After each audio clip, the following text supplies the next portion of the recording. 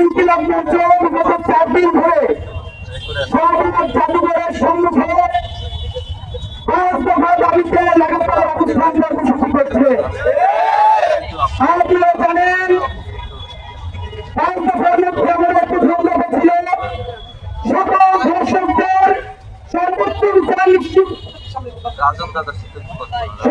নিশ্চিত করার জন্য দ্রুত বিচার ট্রাইব্যুনাল গঠন করতে হবে।